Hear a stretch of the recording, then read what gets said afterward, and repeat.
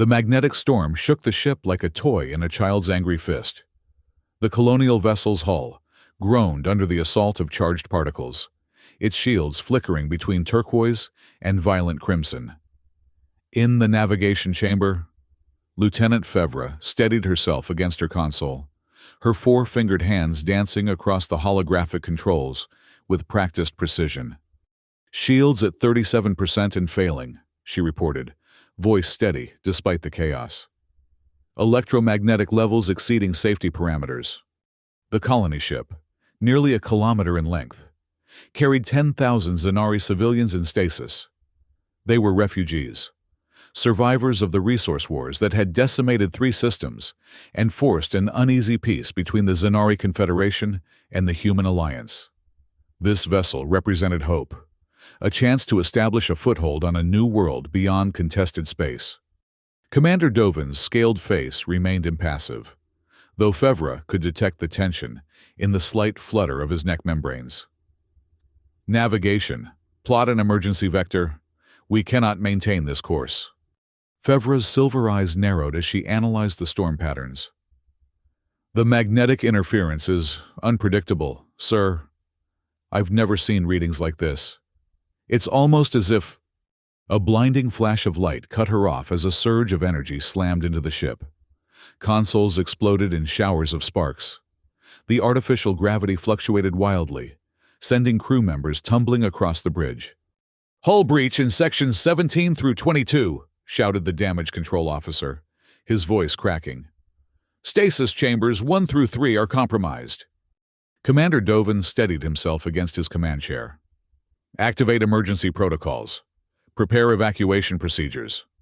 Fevre's heart raced as she worked frantically to stabilize their descent. The electromagnetic storm shouldn't be this powerful. Not naturally. Something about its pattern seemed almost designed. The ship lurched violently, throwing her from her station. As she struggled to her feet, the emergency lighting bathed the bridge in an eerie blue glow. Through the viewport, she could see the ship breaking apart, chunks of the hull peeling away like skin from fruit. "All personnel to escape vessels," Commander Dovin ordered, his voice somehow still calm. "Lieutenant Fevre, you've done all you can. Get to your designated pod." Fevre hesitated, unwilling to abandon her post, but another violent shudder of the ship made the decision for her. With a final glance at the navigation data, committing the coordinates to memory, she sprinted for the escape corridor. The journey to her assigned pod was a nightmare of flashing lights, screaming alarms, and the terrifying groan of metal being torn apart. Twice, she had to detour around collapsed sections, and once she barely avoided being crushed by a falling support beam. When she finally reached the escape pod bay, most of the vessels had already launched. Only one remained, its hatch open and waiting.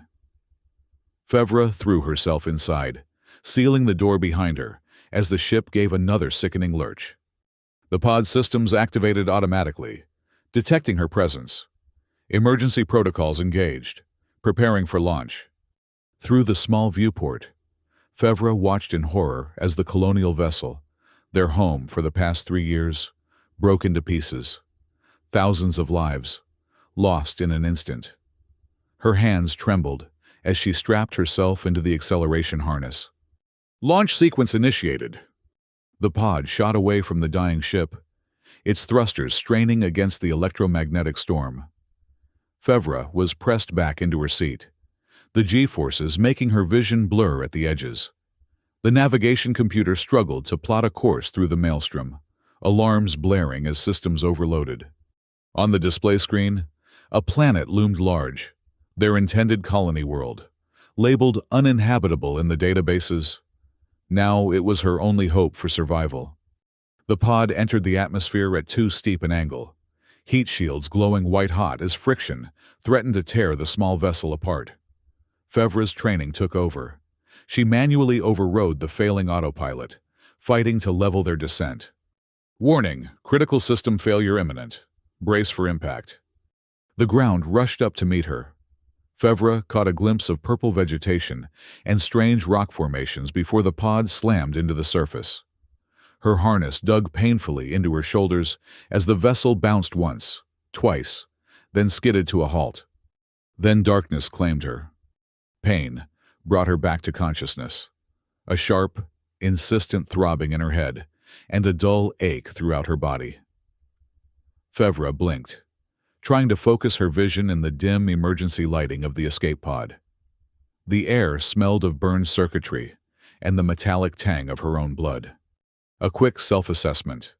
Laceration on her forehead, probable cracked ribs, but nothing immediately life-threatening. The pod, however, had not fared as well. The control panels flickered weakly, half the systems dead. Through the cracked viewport, she could see an alien landscape bathed in the light of a setting sun. Fevra unstrapped herself, wincing at the pain that shot through her chest. She needed to assess the situation, activate the emergency beacon if it was still functional. The survival kit would contain medical supplies, rations, and tools, enough to keep her alive until rescue came. If rescue came, the thought settled in her stomach like a cold stone. The colony ship had been destroyed. How many pods had escaped? Had any made it through the storm? Would anyone even know to look for survivors on a planet marked uninhabitable? She pushed the questions aside. First, survival, then worry. The pod's hatch took 3 attempts to open. The mechanism jammed from the impact. When it finally gave way with a metallic groan, a blast of hot, humid air rushed in. Fevra stepped cautiously onto alien soil, her body tensed for unknown dangers. The landscape was both familiar and utterly foreign. The ground beneath her feet was reddish-brown, like the deserts of her homeworld. But the vegetation was all wrong. Tall, spindly plants with purple-tinged leaves that swayed despite the lack of wind. In the distance, craggy mountains jutted against a sky painted in shades of copper and gold by the setting sun. Fevra retrieved the survival kit from the pod and began a methodical check of its contents. The emergency beacon was damaged, but potentially repairable. The medical scanner showed no signs of toxic atmosphere, though the composition was unusual. Higher oxygen content than Zanari preferred, but breathable. As she worked, the light faded, plunging the landscape into darkness. Strange bioluminescent organisms began to glow among the vegetation, casting an eerie blue light. Distant sounds echoed, clicks, whistles, and low rumbles that might be fauna, might be something else entirely. She would need shelter for the night. The pod was damaged but could provide protection from the elements and whatever creatures prowled in the darkness. Fevra gathered what supplies she could carry and prepared to return to the relative safety of the vessel. That's when she saw them. Footprints in the soft soil near the pod. Not Zanari prints, with their distinctive 3-toed pattern. These were different, familiar from historical archives. Human footprints. Fevra's pulse quickened. Humans. Here? On a planet marked uninhabitable? It made no sense, unless... A sound cut through her thoughts. A sound that had no place on an alien world. Laughter. Human laughter. Fevra's hand went instinctively to her service pistol, still holstered at her hip. She crouched, making herself a smaller target as she scanned the shadows between the strange vegetation. The laughter came again, closer this time, followed by words in a language she recognized from her diplomatic training. Well, what do we have here? A visitor from the stars, crash-landed in my backyard? A figure stepped from the shadows, unmistakably human, male, tall and lean. He wore clothing that looked pieced together from different sources, some of it obviously self-made. A crude but effective-looking weapon was slung across his back, and a utility belt bristled with tools and knives.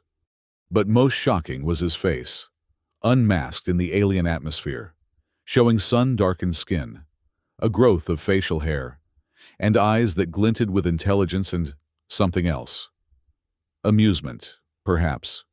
Don't shoot, he said, raising his hand slightly, though his posture remained relaxed. Not that I blame you for being cautious. Been a while since I've had company that wasn't trying to eat me. Fevra kept her weapon trained on him, mind racing. "Identify yourself," she demanded in the human tongue, her accent making the words sound harsher than intended. The human's eyebrows rose slightly. "You speak English. Interesting." He gave a small, ironic bow. "Cole McIntyre, formerly of the Human Alliance Science Corps, currently the only human on this god-forsaken rock. At least, I was until today." His eyes flicked to her escape pod, then back to her face. "Your ship got caught in the storm, I'm guessing." Fevra didn't lower her weapon. "How are you here? This planet is listed as uninhabitable in all databases." Cole's laugh had a bitter edge. "Oh, it's plenty habitable, just not particularly friendly. The designation is, let's call it political fiction." He gestured to the darkening landscape around them. "But we should continue this fascinating conversation somewhere safer. Night predators will be active soon, and they're particularly fond of fresh meat." As if to emphasize his point, a howl echoed from somewhere not nearly far enough away, followed by several answering calls. Fevra weighed her options quickly. The human might be lying, might be dangerous, but he clearly had survival knowledge of this environment that she lacked. And if predators were approaching, "Lead the way," she said, lowering her weapon slightly but keeping it ready. "But know that I am Lieutenant Fevra of the Zanari Confederation Navy, and I am trained in multiple forms of combat." Cole's smile widened. "Wouldn't have expected less. Come on, Lieutenant. My humble abode awaits." He turned and began walking with the confidence of someone who knew exactly where he was going, even in near darkness. After a moment's hesitation, Fevra followed, alert for any sign of treachery. They moved through the alien forest in silence for nearly 20 minutes. The only sounds their footfalls and the increasingly concerning noises of unseen creatures. The bioluminescent plants provided just enough light to navigate by, their blue glow creating strange shadows that seemed to move at the corner of her vision. Finally, they reached what appeared to be a sheer cliff face, unremarkable except for a slight darkening that might indicate a crevice. Cole approached it confidently, pressing his hand against a specific spot on the rock. To Fevra's surprise, a section of the cliff swung inward, revealing a hidden entrance. "Home sweet home," Cole said, gesturing for her to enter. "After you." Fevra hesitated, suspicion warring with the practical need for shelter. "You first?" Cole shrugged. "Fair enough." He stepped through the opening, and after a moment, lights flickered on inside. Artificial illumination. Cautiously, Fevra followed him in, and found herself in a surprisingly sophisticated living space carved into the natural rock of the cliff. The entrance chamber was roughly circular, with passages leading deeper into the rock. Shelves held an assortment of tools, containers, and what appeared to be scientific equipment, some of it Zanari in design. A makeshift bed occupied one corner, while a table and chair fashioned from local materials stood in another. Most impressive was the array of technology, clearly salvaged and repurposed, that lined one wall. Monitors displaying environmental data, communications equipment, and other devices she couldn't immediately identify. Cole sealed the entrance behind them, engaging a locking mechanism that looked cobbled together from disparate parts, but undeniably effective. "Welcome to Casa del Cole," he said, setting down his weapon and moving to what appeared to be a primitive kitchen area. "Not the Ritz, but it keeps the nasties out and the air conditioning in." Fevra scanned the cave dwelling more carefully. "You've been here a long time." 3 years, 4 months, and... He glanced at a device on his wrist. 17 days, give or take. He filled a container with water from a filtration system and offered it to her. "Purified, safe for human consumption. And I'm guessing Zanari as well, since our biochemistry isn't that different." Fevra accepted the water, but didn't drink immediately. "How did you come to be here? This planet is far from established trade routes or colonies." Cole's expression hardened slightly. That's a complicated story, Lieutenant. One I'm not sure you're ready to hear. He gestured to her injuries. You should let me look at those cuts. I have medical supplies that should work for Zanari physiology. Fevra touched the laceration on her forehead, her fingers coming away stained with silvery blood. I have supplies in my survival kit. Suit yourself, Cole shrugged, taking a drink from his own container. So, what brought the Zanari Confederation to this particular corner of nowhere? Colonization effort? Fevra considered how much to reveal. The human seemed helpful, but his presence here raised too many questions. Still, basic information wouldn't compromise security. Yes, a colony ship carrying refugees from the outer systems. We encountered an electromagnetic storm that shouldn't have been there. The ship...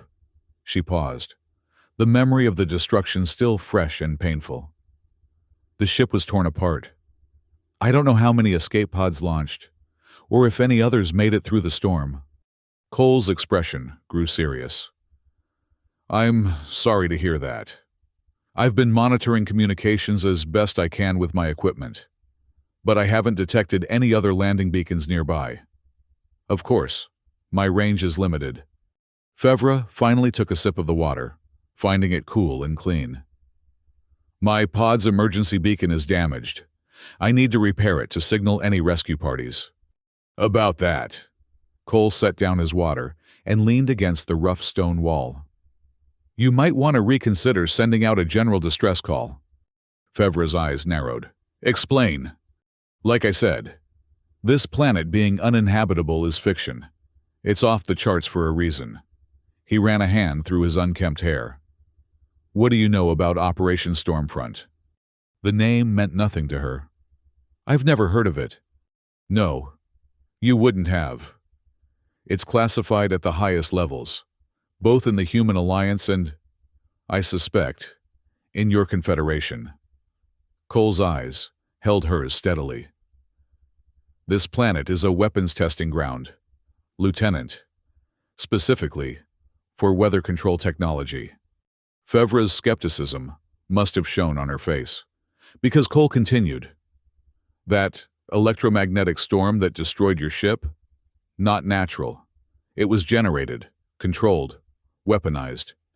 The implications sent a cold shiver down Fevra's spine. Weather control technology had been theorized, but was considered impossible to implement on a planetary scale. If what Cole was saying was true, you're claiming that both our governments are collaborating on a secret weapons program? After a century of war. Cole's laugh was harsh. Not the governments, at least, not officially. Certain military and scientific factions within both species saw the potential benefits of cooperation in this specific area. Mutual assured destruction taken to a new level. He moved to one of the computer terminals, typing rapidly. A map appeared on the screen, showing a location perhaps 100 kilometers from their position. There's a research facility here, jointly operated. That's where the storms are controlled from. Fevra studied the map, thoughts racing. It seemed fantastical, unbelievable, and yet, the storm that had destroyed their ship had been unlike anything in Zanari records. Its pattern had seemed almost designed. I need proof, she said finally. Cole nodded. I figured you might... Tomorrow. I can take you to one of the monitoring stations I've found. Show you the evidence I've gathered over the years. He gestured to her injuries again. But tonight, you should rest and recover. The trek isn't easy, and those ribs need time to heal. Fevra wanted to argue, to demand answers immediately. But exhaustion was settling into her bones, and her injuries throbbed insistently. Very well. Tomorrow. Cole showed her to a small alcove with a sleeping platform. It's not much, but it's safe. I'll be in the main chamber if you need anything. Left alone, Fevra finally allowed herself to tend to her injuries, applying healing gel from her kit to the cut on her forehead and wrapping her ribs with a support bandage. The medical scanner indicated no internal bleeding or serious damage. She would heal quickly with rest. As she settled onto the surprisingly comfortable platform, her mind whirled with questions. Was Cole telling the truth? Could their governments, or factions within them, really be collaborating on weather weapons?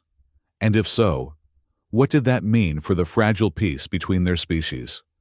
More immediately concerning, if the storm had been deliberate, had the destruction of the colony ship been an accident or intentional?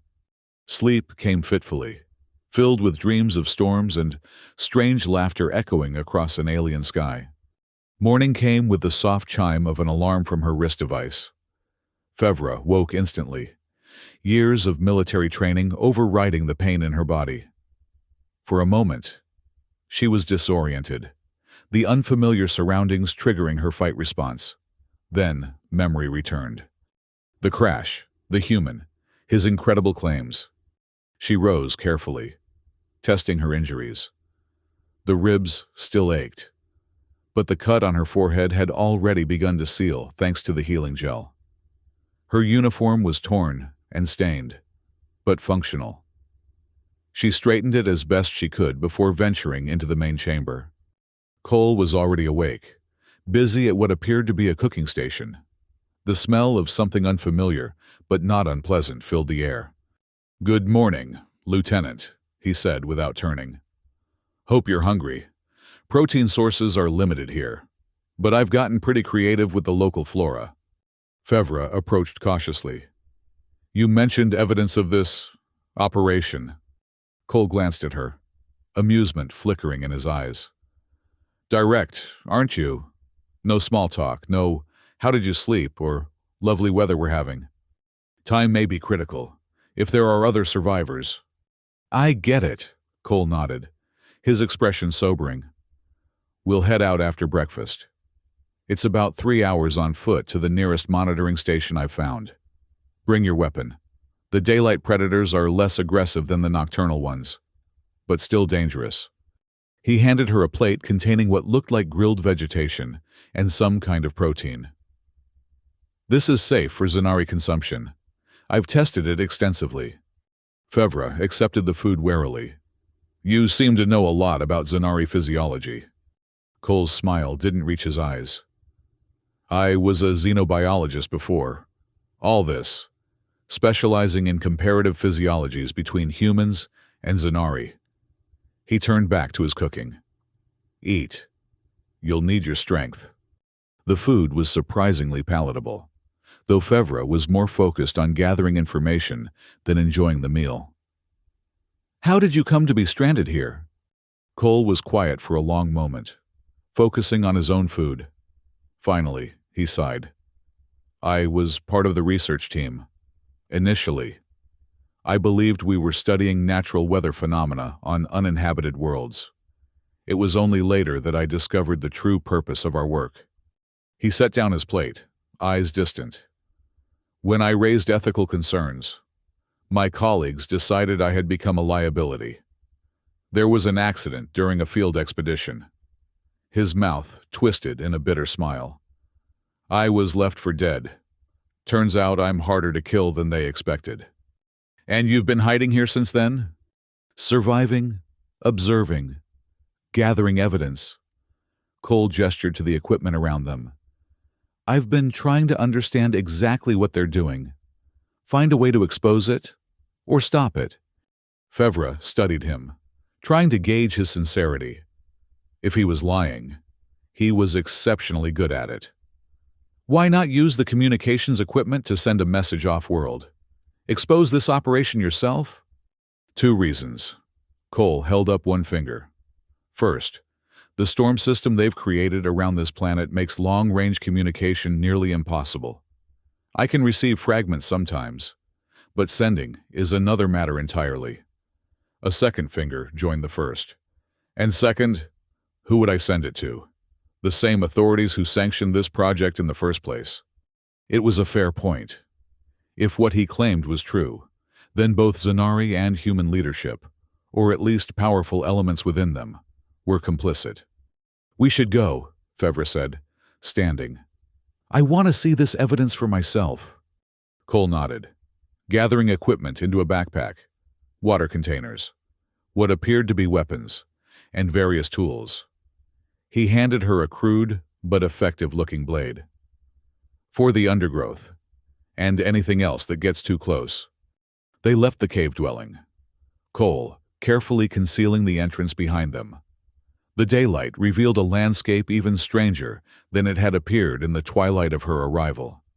The purple-tinged vegetation stretched in all directions, interspersed with rock formations that glistened with some kind of crystalline growth.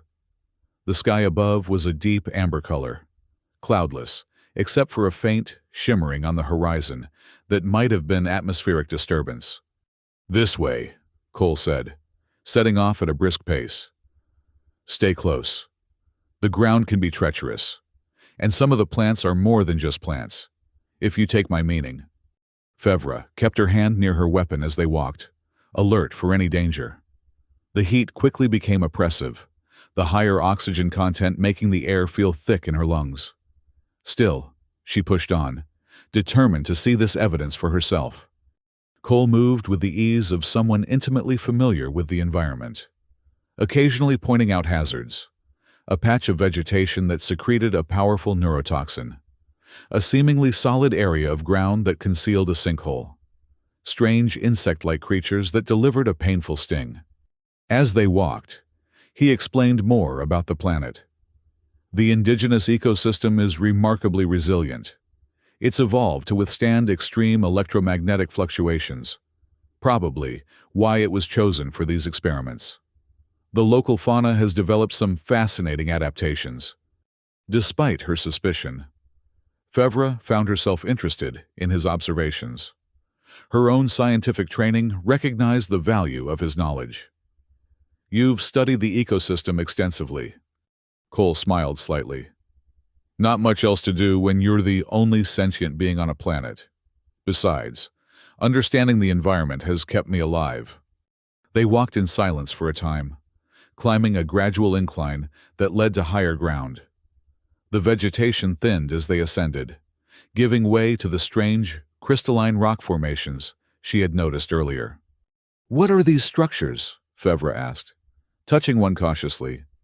It felt warm beneath her fingers, almost vibrating. "Mineral formations with unusual electromagnetic properties," Cole explained. "They're more conductive than any natural material I've encountered. I believe they're part of why this planet was chosen. They enhance and channel the artificial storm systems." As they crested the hill, Fevra stopped short, her breath catching. Below them stretched a vast valley, its center dominated by a sprawling complex of buildings. Even from this distance, she could make out the distinctive architecture, a blend of human and Zanari design principles. "The main research facility," Cole said quietly, coming to stand beside her. "Where it all happens." Fevra stared, mind struggling to process what she was seeing. It was undeniable evidence of collaboration between the species. Secret, unauthorized collaboration on a massive scale. "How many personnel?" "Fluctuates. Currently about 70 humans, perhaps 50 Zanari, scientists, security, support staff." Cole pointed to the north end of the facility. "The power plant there generates the initial energy for the storm systems. The arrays, those spire-like structures, focus and direct it." Fevra studied the facility through narrowed eyes. "This isn't the monitoring station you mentioned." "No. That's about an hour further." Cole's expression was grim. "I wanted you to see the full scope first, to understand what we're dealing with." They continued their journey, skirting the edge of the valley to avoid detection. Cole led them through increasingly rugged terrain, following what appeared to be game trails through the crystalline formations. Finally, they reached a small plateau overlooking another valley. Here, Cole approached what looked like a natural rock outcropping and pressed a hidden panel. A section of the rock slid aside, revealing a concealed entrance. "One of my observation posts," he explained, gesturing for her to enter. I've established several around the perimeter of their operation. Inside was a small but sophisticated monitoring station. Screens displayed various data feeds, some showing camera views of different parts of the main facility, others displaying what appeared to be atmospheric readings and energy signatures. Cole moved to the central console, typing rapidly. "Here's what I wanted to show you." A holographic display activated, showing a three-dimensional model of the planet with swirling patterns of energy surrounding it. "This is a record of storm activity over the past 6 months. Watch the pattern." Fevra observed as the energy concentration shifted, formed, dissipated. Her navigation training allowed her to recognize the deliberate nature of the movements. These were not natural phenomena, but controlled, directed energy patterns. "Now, this is the record from 3 days ago." Cole input another command, and the display changed. A massive energy surge appeared, centered over a region of space that Fevra recognized with a chill, the coordinates where their colony ship had been destroyed. "This was no accident," Cole said softly. "Your ship was targeted." Fevra stared at the evidence, anger and grief warring within her. "Why? Why target a civilian colony vessel?" Cole shook his head. "I don't know for certain. Maybe they detected your approach and panicked, thought you might discover the operation. Maybe it was a test of the system's offensive capabilities. Or maybe—" He hesitated. "What?" "Maybe someone knew exactly what that ship was, and wanted to eliminate it specifically." His eyes met hers. "What was the intended colony site?" Fevra considered whether to reveal this information, then decided it hardly mattered now. "Talaris system, outer rim, unclaimed territory." Cole's expression tightened. "That's what I was afraid of. Talaris is on the list for future testing sites. Your colony would have been in the way." The cold calculation of it struck Fevra like a physical blow. Thousands of lives, sacrificed for a weapons program. "We need to stop this." Cole raised an eyebrow. "That's a change of heart. What happened to following orders, Lieutenant?" "My orders were to ensure the safety of the colonists," Fevra said sharply. "And I serve the Confederation, not whoever is behind this abomination. This violates every treaty between our species." A slight smile touched Cole's lips. "Well then, perhaps we can help each other after all. What do you propose?" Cole turned back to the console. "The facility's systems are heavily secured, but I've been mapping vulnerabilities for years. Their main database contains all the evidence needed to expose this operation to both governments. The real governments. Not just the military-industrial factions running this show." "Can you access it from here?" "No. We'd need to physically infiltrate the facility." Cole pulled up a schematic of the complex. "Security is tight, but there are blind spots. I've managed to get in and out a few times, gathering intel, but I've never attempted to access the central database. It's too well protected for one person to manage the hack and watch for security." Fevra studied the schematic, her military training automatically identifying approach vectors, security positions, potential extraction routes. 2 people could do it. Cole looked at her with new respect. "Yes, with your military training and my knowledge of the facility, we might have a chance." "When?" "Tonight would be best. There's a storm test scheduled. Not a full system activation, but enough to divert some of their attention and potentially mask our electronic signatures." Fevra nodded decisively. "Then we prepare. I'll need to know everything about the facility, their security protocols, personnel rotations. I have most of that information here." Cole began pulling up more schematics and data. "We'll need to move quickly once inside, get to the central server room, download the data, and get out before they realize we're there." As they spent the next hours planning the infiltration, Fevra found herself reevaluating the human.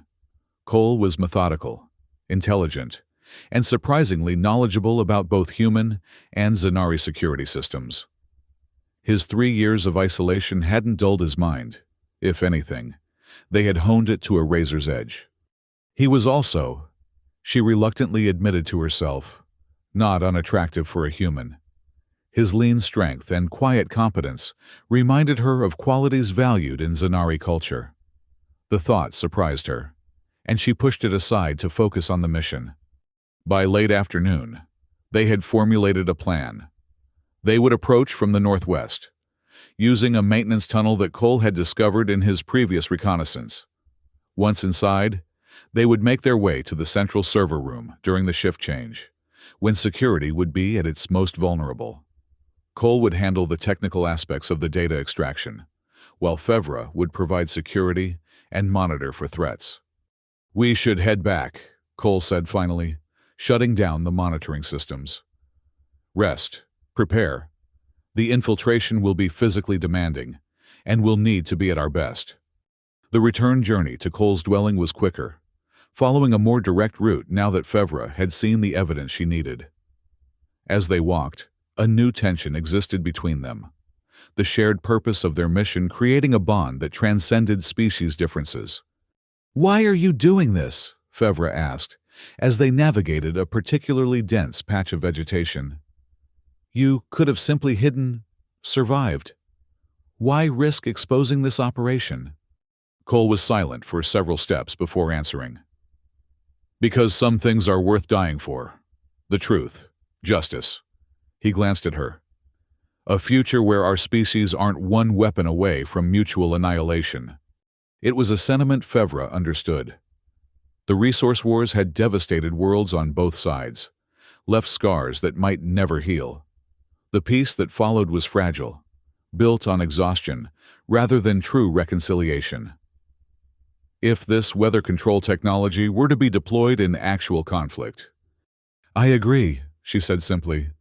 Cole's dwelling was a welcome sight as the alien sun began to set, casting long shadows across the landscape. Inside, they set about preparing for the night's mission. Cole provided her with a stealth suit of his own design, a blend of local materials and salvage technology that would help mask her thermal and electronic signature. "It's not perfect," he admitted, "but it's better than that uniform." Fevra accepted the clothing without comment, retreating to the alcove to change. The suit fit surprisingly well, the material light but durable. When she returned to the main chamber, Cole was loading various devices into a backpack. "Electromagnetic pulse generators," he explained, noticing her interest. "Localized effect. Should disable security systems without triggering facility-wide alarms." "Clever," Fevra acknowledged. Her estimation of his skills continued to rise. They ate a light meal in preparation for the mission, discussing final details of the plan. As they worked, the professional distance between them seemed to shrink, replaced by the camaraderie of soldiers before battle. "If this works," Cole said, closing the backpack, "the evidence will be impossible to ignore. Both governments will have to acknowledge what's been happening here. Shut it down." Fevra nodded. "And if it doesn't work?" Cole's smile was grim. "Then at least we tried." He checked the time on his device. "We should move out in 30 minutes. The storm test begins at midnight." As they made final preparations, Fevra found herself watching Cole, the practiced efficiency of his movements, the determination in his eyes. This human had survived alone on a hostile world for 3 years, maintained his sanity and purpose against all odds. It was impressive. "Ready?" Cole asked, shouldering his pack. Fevra checked her weapon one last time. "Ready!" They left the safety of the dwelling, venturing into the alien night. The darkness was alive with the sounds of nocturnal creatures and the eerie glow of bioluminescent plants. Above them, the sky was clear, stars visible through the thin atmosphere, cold and distant. They moved silently through the forest, Cole leading the way with the confidence of long familiarity. The journey to the research facility took nearly 2 hours, their pace deliberate and cautious to avoid detection. As they approached the perimeter, the first signs of the coming storm became visible, a faint shimmering in the air, a static charge that made Fevra's skin tingle beneath the stealth suit. In the distance, the facility was lit up like a small city, its spire like arrays beginning to pulse with energy. Cole led them to a concealed position overlooking the northwest section of the complex. "There," he whispered, pointing to what appeared to be a maintenance hatch, set into the ground about 50 meters from the main perimeter. "That's our way in." They waited, watching as security patrols passed, timing their movements. When a gap appeared, they sprinted across the open ground, keeping low. Cole reached the hatch first, pulling out a device that he pressed against the electronic lock.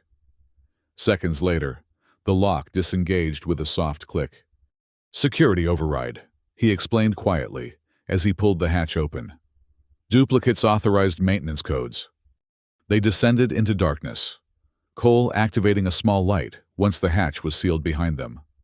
The maintenance tunnel was narrow and cramped, forcing them to move in single file, ducking to avoid pipes and conduits that ran along the ceiling. "The server room is 2 levels up from where this tunnel exits," Cole whispered over his shoulder. "We'll emerge in a storage area, then need to make our way to the central atrium. From there, we can access the secure elevator." Fevra nodded, though he couldn't see the gesture in the darkness. Her senses were on high alert, attuned to any sound that might indicate discovery. The air in the tunnel was stale and carried the scent of machinery and unfamiliar chemicals. After what seemed like an eternity of crawling through the confined space, they reached another hatch. Cole paused, consulting a small device that displayed heat signatures. "2 personnel in the storage area," he murmured. "Maintenance workers, by their movement pattern. We'll need to wait for them to leave." They crouched in the darkness, listening to the muffled sounds of voices and movement above them. Finally, the voices faded, followed by the sound of a door closing. "Now," Cole said, activating the security override on this hatch as well. They emerged into a dimly lit storage room, filled with equipment and supplies. Cole sealed the hatch behind them, ensuring it showed no signs of their entry. Then, he led the way to the door, pressing his ear against it before carefully opening it, a crack, to peer outside. "Clear," he whispered. "Remember, act like you belong. Maintenance personnel are invisible in places like this." They stepped into a corridor, moving with purposeful strides that suggested they had every right to be there. The stealth suits, with their utilitarian design, helped them blend in with the facility's maintenance staff. They passed several workers who barely glanced at them, focused on their own tasks. As they approached the central atrium, however, security became more visible. Armed guards, both human and Zanari, patrolled the area. Cole guided them to a service corridor that skirted the main thoroughfare. "The storm test should begin any minute," he said softly, checking his device again. "That will be our opportunity." As if on cue, a low rumble shook the facility, followed by the flicker of lights as power was diverted to the array system. Alarms sounded, not emergency alerts, but notification of the test procedure. Personnel began moving with increased purpose, many heading toward monitoring stations. "Now," Cole said, leading them toward a service elevator at the far end of the corridor. They moved quickly, but calmly, matching the heightened activity around them. The elevator required an access card, which Cole provided from his collection of duplicated credentials. The doors slid open, and they stepped inside. 2 levels up," Cole said as he inserted the card into the control panel. "The server room is on the restricted research floor." The elevator hummed as it ascended, the only sound their breathing in the enclosed space. Fevra found herself acutely aware of Cole's presence beside her, the controlled tension in his body, the slight acceleration of his heart rate, audible to her sensitive hearing. The doors opened to reveal a sterile white corridor with numbered doors on either side. Unlike the lower levels, this floor was eerily quiet, the storm test having drawn most personnel to their stations elsewhere. "This way," Cole whispered, turning right. They moved silently down the corridor, passing laboratories with transparent walls that revealed complex equipment and holographic displays. Through one window, Fevra caught a glimpse of what appeared to be a miniature storm system contained within an energy field. A testing model, perhaps. At the end of the corridor stood a heavy security door marked Central Data Processing in both human and Zanari script. A biometric scanner guarded access. Cole reached into his pack, removing a device about the size of his palm. This will spoof the scanner, but only for about 30 seconds. Once we're inside, we'll have approximately 15 minutes before the security system registers the anomaly. Fevra nodded, hand resting on her weapon. I'll watch the corridor. Cole attached the device to the scanner and activated it. For several tense seconds, nothing happened.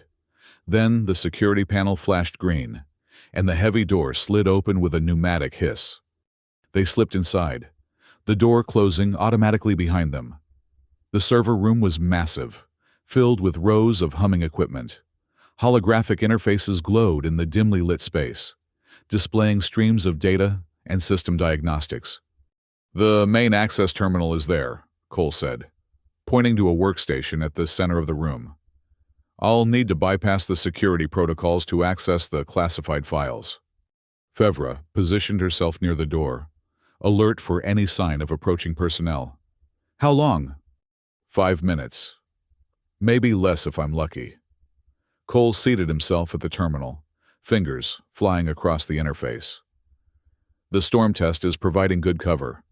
Most of the system resources are dedicated to monitoring the arrays.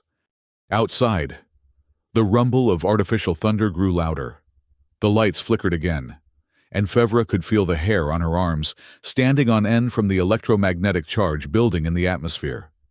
Cole worked feverishly, his face illuminated by the glow of the holographic display. I'm in, he said after several minutes. Accessing the classified database now. Data began streaming across the display. Technical specifications, test results, correspondence between project leaders. Cole inserted a data storage device, initiating the download. This is worse than I thought, he murmured as he scanned the information. They're not just testing weather control.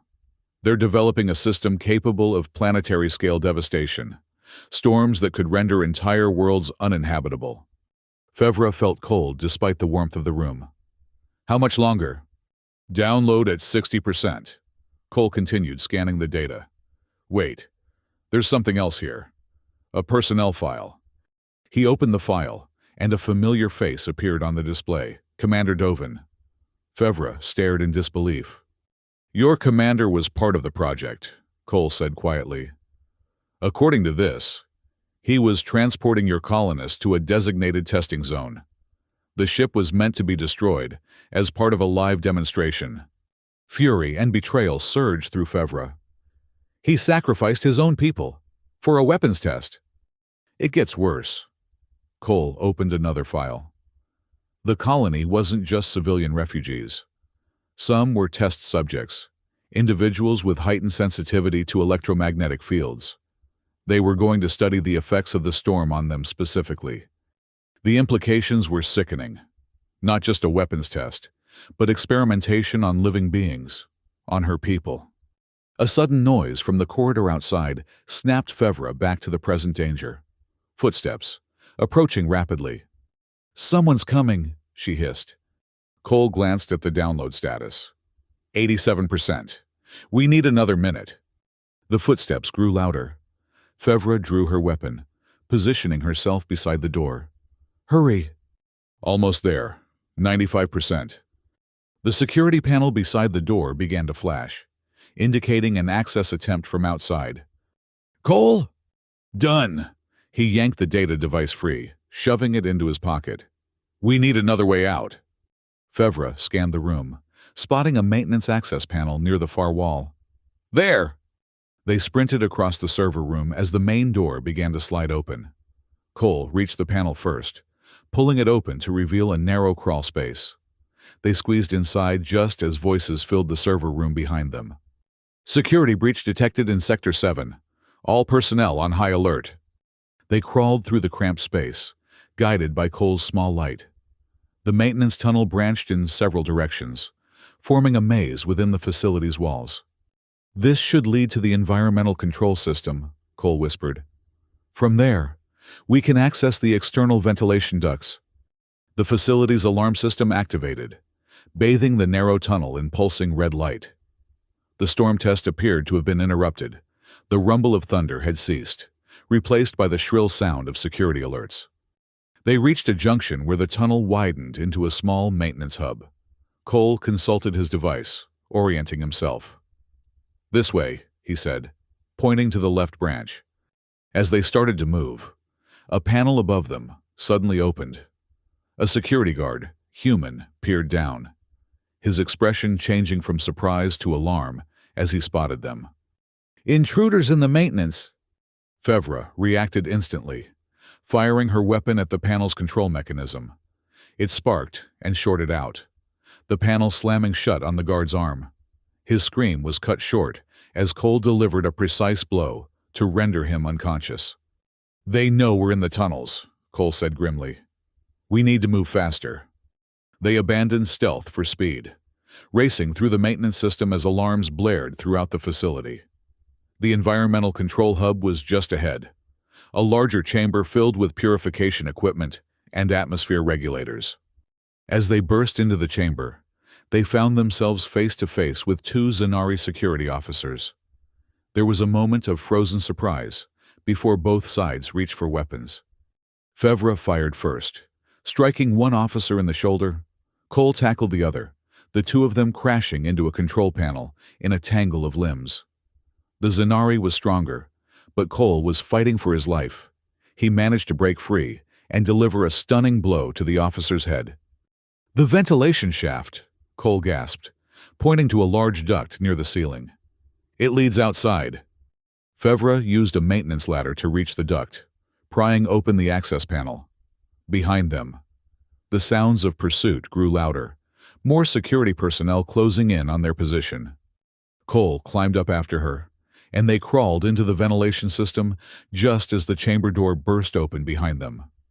Weapons fire struck the duct, the metal reverberating with impacts as they crawled desperately forward. The shaft inclined upward, leading toward the surface. The going was difficult, the metal hot from the facility's power systems. Finally, they reached another access panel, this one leading to the exterior. Cole pushed it open, and they emerged onto the roof of a low building at the facility's perimeter. The night air was charged with electromagnetic energy, the sky above them swirling with unnatural storm clouds, despite the interrupted test. "There's our exit," Cole said, pointing to the perimeter fence about 50 meters away. "If we can reach the tree line beyond, we might lose them in the forest." They sprinted across the roof, leaping to an adjacent building as searchlights swept the compound. Alarms continued to wail, and security personnel swarmed below them, like insects disturbed from a nest. As they prepared to descend from the final building, a voice called out from behind them. "Lieutenant Fevra, what a disappointment." They turned to find a Zanari officer standing on the roof behind them, Brigadier General Vasic, his scales glinting in the harsh light of the searchlights. Beside him stood a human in a laboratory coat, Dr. Harlow, according to the identification badge visible on his chest. "You've interfered with matters beyond your understanding," Vasic continued, his voice cold. "Matters essential to Zanari security." "You mean the illegal weapons program you're running?" Fevra replied. Her weapon trained on the general. "The one that sacrificed thousands of our people as test subjects?" Dr. Harlow stepped forward. "A regrettable necessity. The storm technology requires live testing to perfect its targeting systems." "You're both monsters," Cole said, his own weapon drawn. "And we have the evidence to prove it. Every file, every test, every murder you've committed in the name of security." Vasic's expression remained impassive. "Evidence that will never leave this facility. Security teams have already surrounded the perimeter. There is nowhere for you to go." As if to emphasize his point, the storm above intensified, lightning arcing between clouds in an unnatural pattern. The hair on Fevra's arms stood on end as the electromagnetic charge built to dangerous levels. "I gave the order to resume the test," Harlow said, a cruel smile touching his lips. "At maximum power. The storm will tear you apart if you try to escape, just as it did your colony ship, Lieutenant." Fevra's grip tightened on her weapon, rage threatening to overwhelm her training. "You won't get away with this." "We already have," Vasich replied. "For years. This planet has provided the perfect testing ground, far from prying eyes. And soon, both our governments will have weather control systems capable of bringing any world to its knees." Cole shifted slightly, positioning himself for a better angle. "You're forgetting something, General." "And what might that be, human?" "I've spent 3 years studying your systems." Cole's hand moved to a device on his belt, "including how to overload them." Before Vasich or Harlow could react, Cole activated the device. A pulse of energy shot upward, directly into the heart of the storm. For a moment, nothing happened. Then the clouds began to swirl faster, the pattern becoming chaotic, unstable. Alarm spread across Harlow's face. "What have you done?" "Created a feedback loop in your control system," Cole said, satisfaction evident in his voice. "The storm will continue to intensify until it destroys your entire facility." Lightning struck one of the arrays, the structure exploding in a shower of sparks and debris. Alarms took on a new urgency as the facility's systems began to fail under the electromagnetic assault. Vasich drew his weapon, but Fevra was faster. Her shot caught him in the chest, sending him stumbling backward. Harlow turned to flee, but Cole tackled him to the roof surface. "The data," Cole demanded, pressing his weapon to Harlow's head. "Is there a backup system? Answer me." "Central server, sub-level 3. Harlow gasped. "Emergency protocols would have initiated a transfer when we detected the breach." Cole looked at Fevra, determination in his eyes. "We need to get to sub-level 3. Destroy the backup before they can secure it."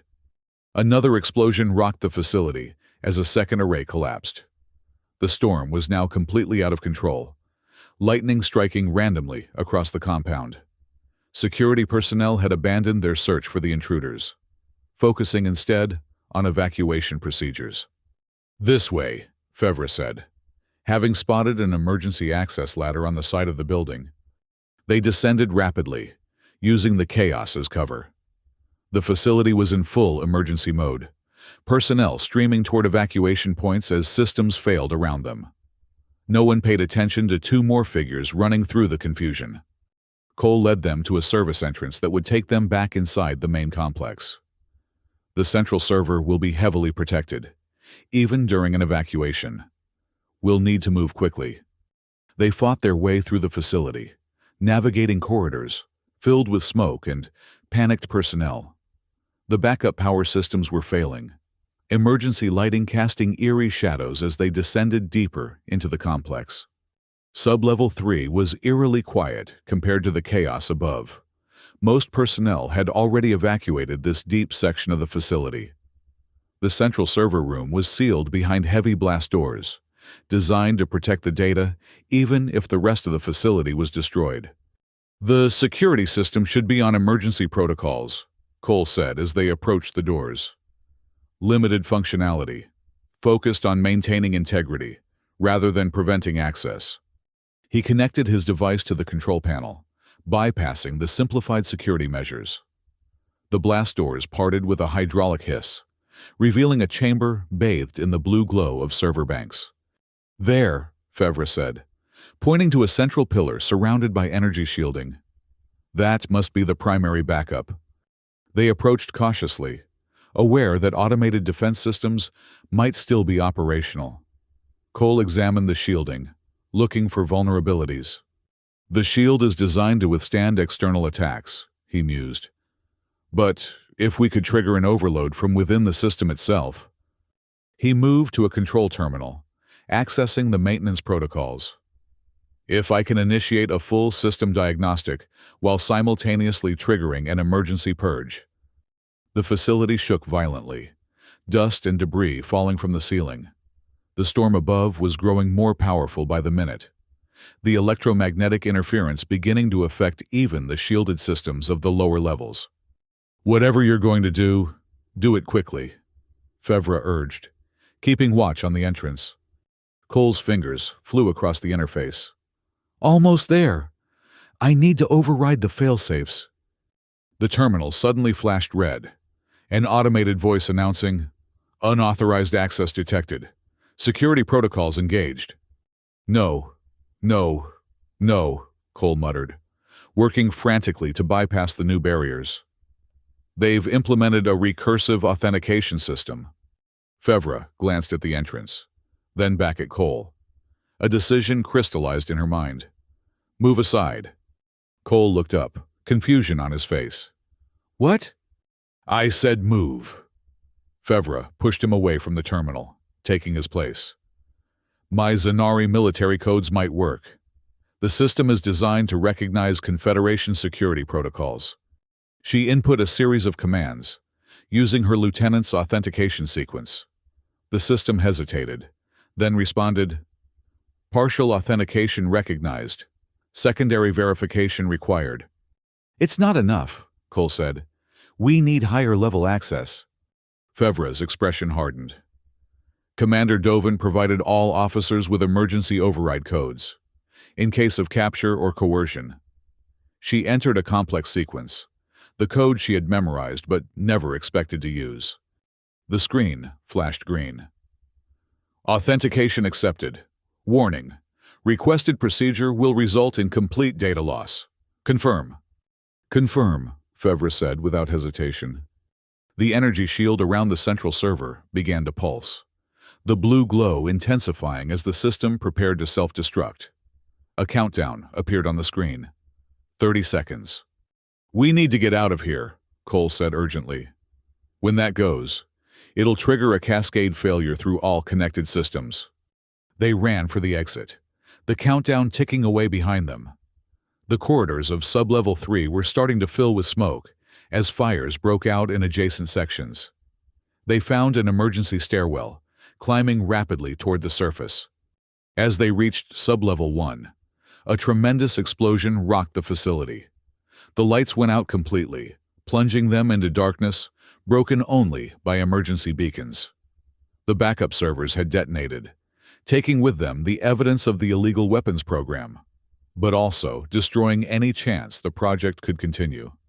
"This way," Cole gasped, leading them toward an emergency exit he had identified in his years of observation. The evacuation protocols should have unlocked all exterior doors. They emerged into chaos. The storm had reached catastrophic levels, lightning striking continuously across the compound. Buildings were on fire, personnel running in all directions. In the distance, evacuation shuttles were lifting off, fleeing the destruction. "The tree line," Fevra shouted over the roar of the storm. "It's our only chance." They ran, dodging debris and avoiding groups of security personnel. The electromagnetic interference was so intense that electronic devices were failing all around them, including, fortunately, the tracking systems that might have been used to pursue them. As they reached the perimeter, a massive explosion tore through the central research building. The primary power core had overloaded, sending a shockwave across the compound. Fevra and Cole were thrown to the ground by the blast, debris raining down around them. For a moment, Fevra lay stunned, her ears ringing from the explosion. Then strong hands were pulling her up, dragging her toward the relative safety of the forest. Cole's face swam into focus, his mouth moving, though she couldn't hear his words over the ringing in her ears. They stumbled into the tree line as secondary explosions continued to rock the facility behind them. The storm was beginning to dissipate without the arrays to control and amplify it. But lightning still struck dangerously close as they pushed deeper into the forest. Cole led them through the darkness with unerring confidence, navigating the treacherous terrain despite the limited visibility. Eventually, the sounds of destruction faded behind them, replaced by the normal nocturnal sounds of the alien ecosystem. They reached a small clearing where a fallen tree provided a moment's rest. Both collapsed against it, exhausted from the ordeal. "Did we do it?" Fevra asked when she could finally speak again. "Is it over?" Cole nodded, his face streaked with soot and blood from a cut on his cheek. "The facility is destroyed. The primary data, the backup servers, the control arrays, all gone." He patted his pocket where the data device was secured. "And we still have the evidence, if anyone ever comes looking." Fevra let her head fall back against the rough bark of the fallen tree. "What now?" "Now. We survive." Cole's laugh held equal parts exhaustion and elation. "Just like I've been doing for 3 years. Just like we'll keep doing." "We?" Cole's eyes met hers, something unspoken passing between them. "Unless you have somewhere else to be, Lieutenant." Fevra thought about her options. The colony ship was destroyed. Any surviving escape pods would have scattered across the planet, if they had survived at all. The facility's evacuation shuttles were gone, carrying the surviving personnel to whatever rendezvous point had been established. She was stranded on this planet, just as Cole had been. But unlike him, she wasn't alone. "No," she said finally. "I have nowhere else to be." The journey back to Cole's dwelling took longer than their outward trek. Both were injured and exhausted, moving carefully through the dangerous night landscape. When they finally reached the hidden entrance, it was with profound relief that they sealed themselves inside the relative safety of the cave. Cole activated the lighting system, then moved to what served as a medical station. "Let me look at those injuries." Fevra didn't resist as he tended to a gash on her arm she hadn't even noticed receiving. The adrenaline was fading, leaving her body aching and mind racing with the implications of what they had discovered and what they had done. "The facility is destroyed," she said as Cole applied a healing compound to her wound. "But some of the personnel escaped. They could return, rebuild." Cole shook his head. "Not likely. The evidence we gathered implicates high-ranking officials on both sides. Even if they wanted to continue, the project is exposed. And this planet." He gestured to the walls around them. "This place will be radioactive for decades after that power core detonation. No one will be establishing any research facilities here for a very long time." "So we're safe," Fevra concluded, "but also trapped. I prefer to think of it as independent." Cole finished bandaging her arm. "No more orders, no more wars, no more weapons development. Just living. On our terms." The concept was foreign to Fevra. Her entire life had been structured by military discipline, by duty to the Confederation. Now that structure was gone, replaced by what? Cole seemed to read her thoughts. "It takes some getting used to. The freedom. The responsibility." He gestured around the cave dwelling. "But it's not so bad once you adjust. And now there are 2 of us. We can build something better than this old hole in the wall." The idea was appealing in a way Fevra hadn't expected. A new beginning, free from the conflicts and politics that had defined her existence. And with Cole, this human who had shown more honor and courage than many Zanari she had served with. "I'd like that," she said finally. Cole's smile was warm, transforming his tired face. "Good. Because I've had my eye on a valley about 20 kilometers from here. Better water source, more defensible position, suitable for growing some of the edible plants I've discovered." "You've been planning this for a while," Fevra observed. 3 years of solitude gives you plenty of time to think about the future." Cole's expression grew serious. "I always hoped I'd find a way to expose the project, stop what they were doing. I just never expected to have company afterward." "Disappointed?" Fevra asked, surprising herself with the question. Cole's eyes held hers for a long moment. "No, not disappointed at all." The days that followed were filled with purpose. They salvaged what they could from Fevra's escape pod, combining it with Cole's accumulated resources to begin planning their new dwelling. The valley he had identified proved to be ideal, sheltered from the worst of the electromagnetic storms that still occasionally swept the planet, with access to fresh water and defensible approaches. They worked well together, their different skills complementing each other. Fevra's military engineering training proved invaluable in designing their new home, while Cole's intimate knowledge of the planet's resources and dangers guided their construction efforts. As they worked side by side, something unexpected grew between them, a connection that transcended species differences and shared trauma. Conversations that began as practical discussions of survival needs often extended into the night, exploring philosophical questions, sharing personal histories, discovering common ground despite their different origins. One evening, as they sat watching the alien sunset from the half-constructed dwelling that would be their home, Cole turned to Fevra with a thoughtful expression. "You know, the Zanari and human scientists who worked on that project got one thing right." Fevra raised an eyebrow. "What's that?" "That we're stronger together than apart."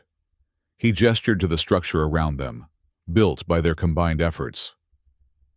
"Look what we've accomplished in a few weeks. Imagine what our species could do if they focused on cooperation instead of weaponry." Fevra considered this. "Perhaps that's the message we should preserve, along with the evidence of what happened here. Not just a warning about the weapons program, but a demonstration of what's possible." Cole smiled. "A second world, one built on trust rather than fear." "I like that idea," Fevra said softly. The sun dipped below the horizon, painting the sky in shades of amber and gold.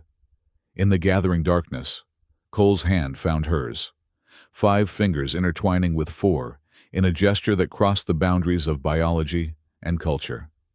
They sat in comfortable silence as the first stars appeared overhead. Tomorrow would bring more work, more challenges in this harsh but beautiful world they now called home. But for this moment, there was peace and possibility. In the ruins of the research facility, buried beneath tons of debris, a single data node survived, protected by layers of shielding designed to withstand catastrophic failure. On it, encrypted and dormant, waited the plans for the weather control technology that had claimed so many lives.